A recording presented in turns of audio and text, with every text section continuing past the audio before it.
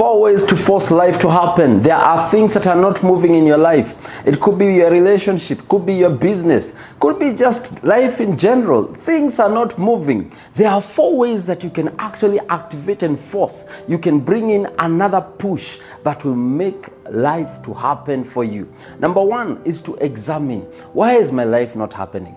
Why are things not going the way I want? Why is my marriage like this? Why is my business going down? Why am I lacking resources? Sometimes you have to examine and write down, why are these things happening to you? Bible says in 2 Corinthians 13 verse 5, examine yourselves to see whether you are in faith. Test yourself. Number two, anything that is not working, invest in the knowledge. For instance, if you notice your marriage is not working, why don't you take time, learn about marriages, learn about relationships, learn about this business that is failing, learn why are things happening, why do I have cycles in my life, why do I have patterns in my life, in my own family, things seem like they keep going back, forth, it's like there's a curse in my life. Learn, how do you deal with deliverance, how do you deal with these curses? My friend, invest in that knowledge. Bible says, my people die for lack of knowledge, lack of information. Bible says in Job 38 verse 33, do you know the laws of the heavens? Can you set up God's dominion over the earth? That means you need to understand the principles that actually lead to ruling here on earth. Number three, seek help from others. Sometimes some of these things that you're struggling with, someone else can just come in and say one simple word and the problem is solved.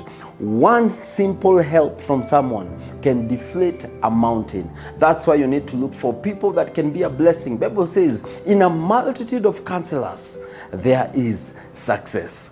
Number four, you need to now activate spiritual help. There are things that you don't solve physically. There are things that you have to activate: prayer, fasting. There are things that you bring in faith. My friend, there's a way you can pray. There are things you force open with prayers. If you have a cheating husband, you can actually bring him back home and get him faithful through prayers. Prayers can force people to align. Prayers can force customers to come into your business. Prayers can force situations to align, my friend. Activate spiritual help. There are people that can pray for you, my friend, and receive impartation, and all at once favor comes your way. Opportunities start opening up. Resources start coming your way. This life is not as difficult as people tend to think. You can force life to happen. You can force your relationships to work well.